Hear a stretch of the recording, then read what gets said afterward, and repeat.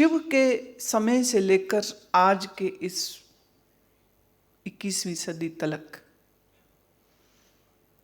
जाने कितनी बार ये दुनिया बनी है और उजड़ी है, फिर बनी है, फिर उजड़ी है। जैसी दुनिया हम आज देख रहे हैं ऐसी दुनिया बहुत बार पहले भी बन चुकी है, फिर बन के मिटती है, फिर बनती है, फिर मिटती है। मानव का उत्थान होता रहता है, प्रोग्रेस करता है। जितनी जितनी उसकी डेवलपमेंट बढ़ती जाती है उतने उतने वो अपने आराम के, अपनी खुशी के साधनों को और विकसित करता जाता है। पर जितनी बड़ी मानव मन में खुश रहने की इच्छा है, उससे ज़्यादा बड़ी ये इच्छा होती है कि मैं ही खुश रहूं और मेरा दुश्मन कोई ना रहे। और दूसरों को मिटाने की गर्ज को दिल में लेकर मानव ही मानव का दुश्मन हो जाता है। और फिर मानवों ने ऐसे अस्त्र और ऐसे शस्त्र भी बना दिए जिन अस्त्र शस्त्रों के प्रयोग करने पर खुद मानवों का ही नाश हो गया। हमारे जो प्राचीन ग्रंथ हैं उसमें इस बात का जिक्र है। जैसे एक बार वशिष्ठ जी से राम जी ने पूछा। अब वशिष्ठ कौन है? राम जी के गुरु हैं, ठीक। और राम जी उस समय पर 15-16 साल के होंगे, कुमार अवस्था जिसे हम कहते। आप में से बहुत सारे उसी उम्र के हैं, 15-16 साल की उम्र में की बात है ये। कहते हैं राम जी ने खाना पीना छोड़ दिया। कई दिन तक कौशल्या ये देखती रही कि पुत्र कुछ खाता ही नहीं है। जब देखो चुपचाप बैठा रहता है, जब पूछो भोजन तो कहता है भूख नहीं है। जब देखो तो महल के पीछे बगीचे में बैठा रहता है, उदास रहता है। और कभी कभी तो उन्होंने राम को रोते हुए भी देखा। कौशल्या बहुत परेशान हो रही थी। एक दिन उन्होंने राजा दशरथ से कहा कि आपके बड़े पुत्र राम आजकल बहुत अजीब सा व्यवहार कर रहे हैं। दशरथ ने पूछा, मेरा पुत्र तो बड़ा समझदार है, वो तो कुछ अजीब हरकत कर ही नहीं सकता है। ऐसा क्या हुआ जो तुम इतना चिंतातुर होकर मुझे बतला रही हो? तो कौशल्या ने अपनी सारी मनोव्यथा कही कि कई दिन से ना तो वो ठीक से खा रहे हैं, ना तो वो ठीक से सोता है। रात को भी मैं देखती हूँ वो महल की छत पर टहल रहा होता है।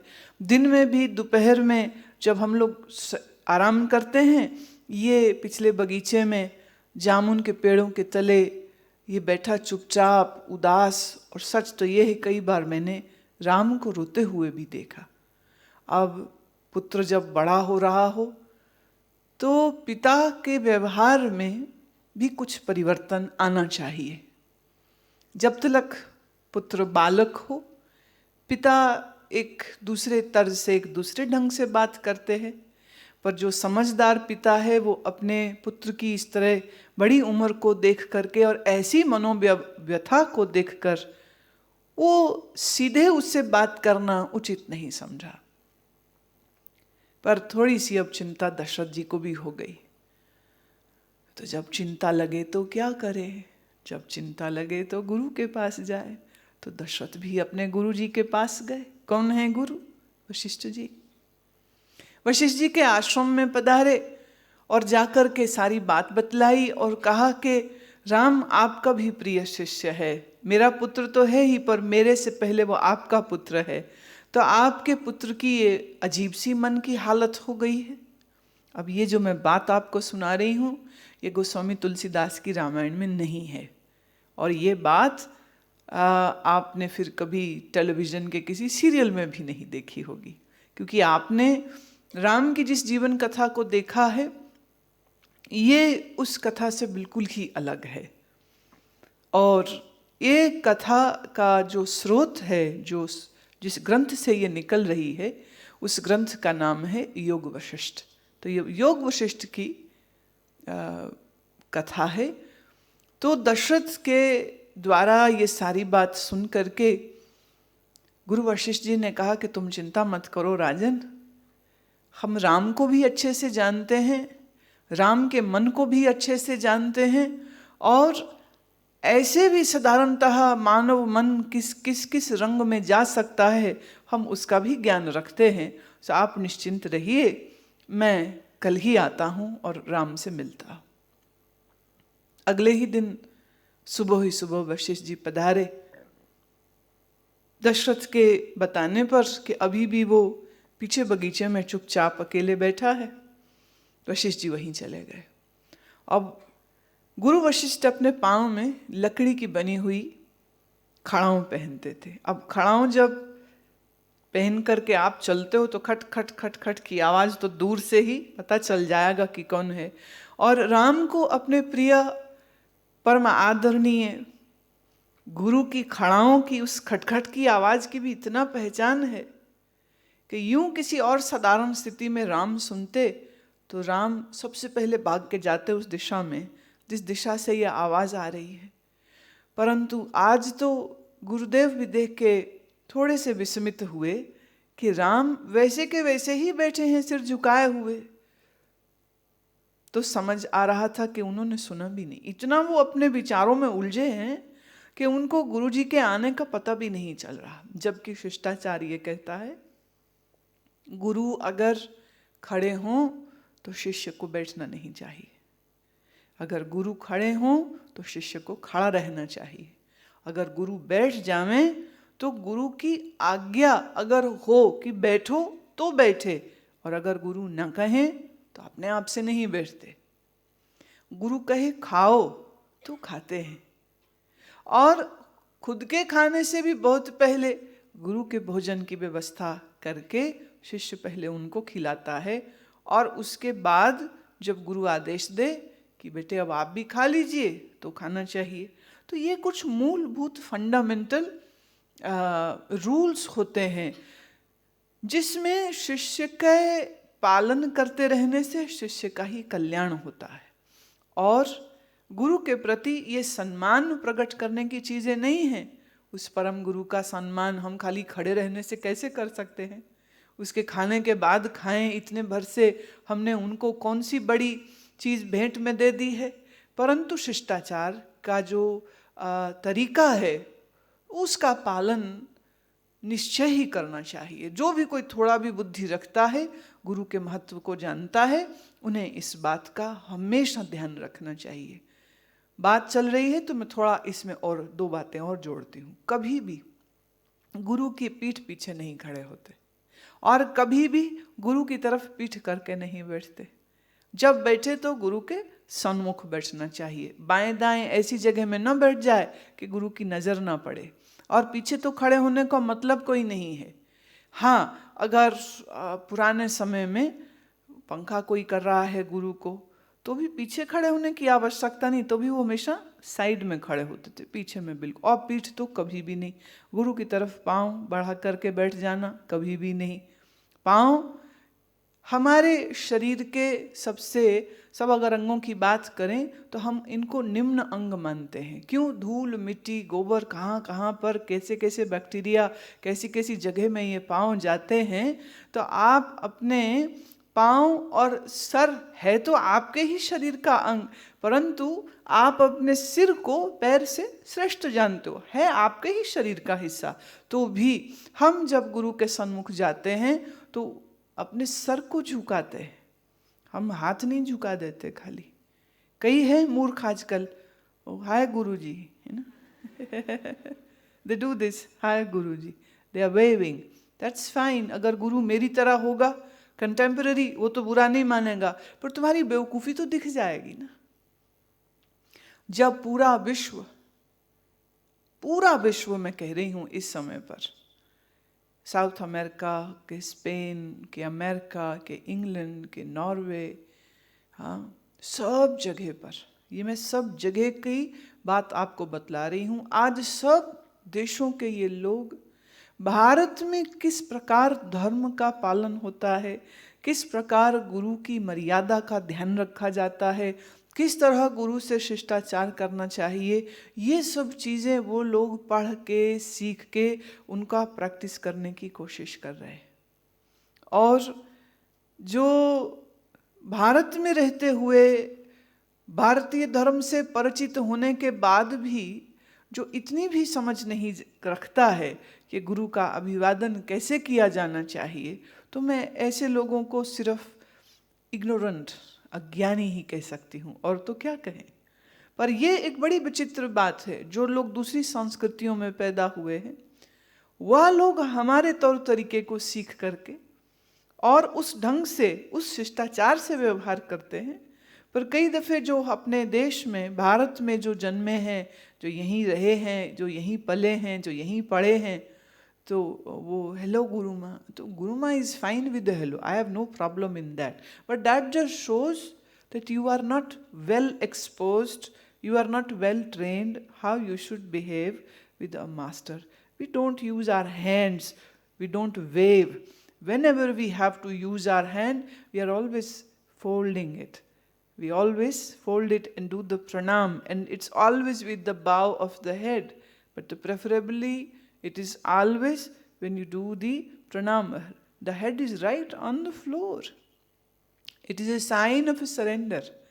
जब सर को हम ज़मीन पर रखते हैं तो ये इस बात का चिन्ह होता है कि हमने अपने आप को समर्पित किया है। हम अपना आप, हमारा सबसे श्रेष्ठ हिस्सा क्या है? सर। और वो हम अपनी श्रेष्ठतम वस्तु गुरुदेव आपको देते हैं। अब इस खोपड़ी में कुछ अकल डाल दीजिए, अभी अकल है नहीं। तो हमको अकल, हमको ज्ञान, हमको बुद्धि के जो देने वाले हैं, ऐसे सद्गुरु को नम्न किया जाता है।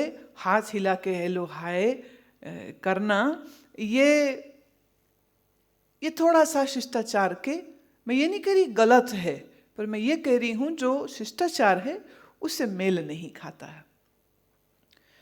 अब वशिष्ठ जी जब पहुँचे राम जी के बहुत करीब, तो फिर उन्होंने पुकारा, हे राम क्या कर रहे हो?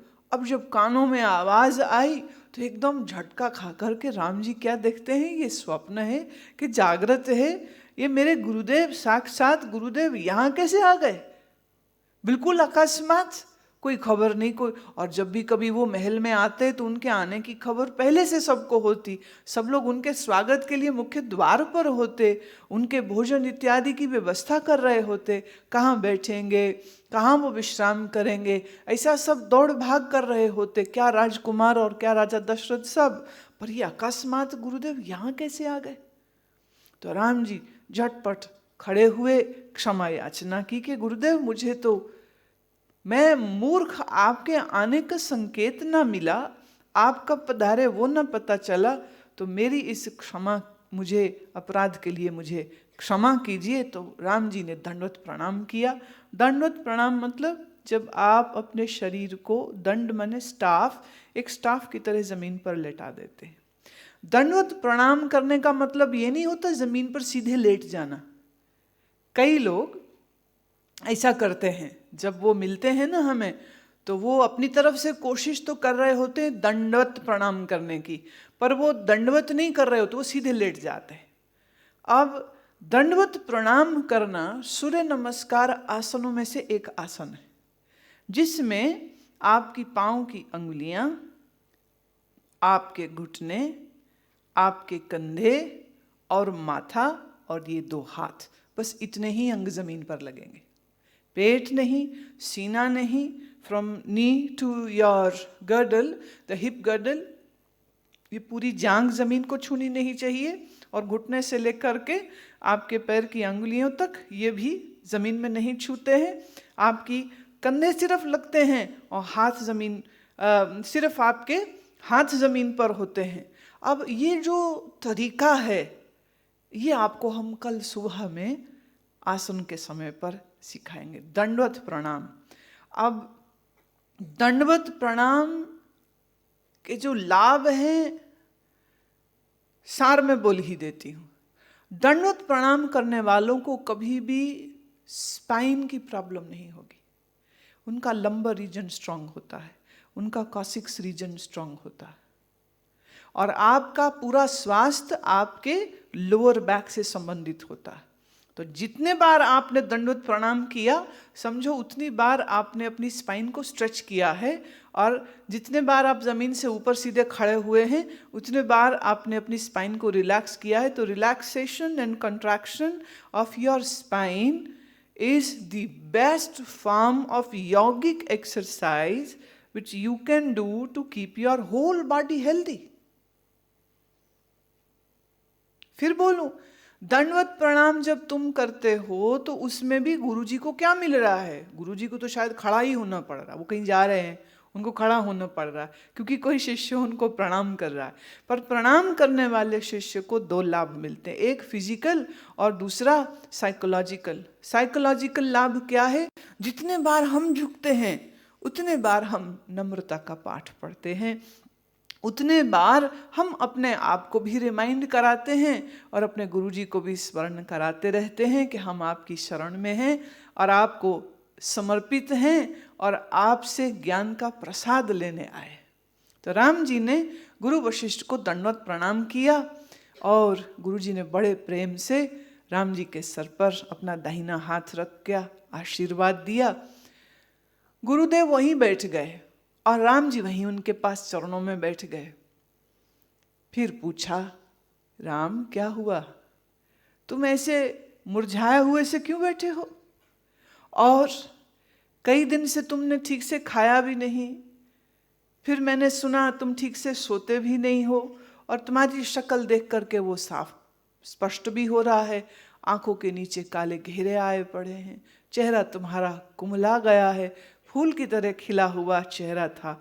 इस समय तो बिल्कुल तुम बहुत कमजोर भी प्रतीत हो रहे हो। राम, अपने मन की बात कहो। जब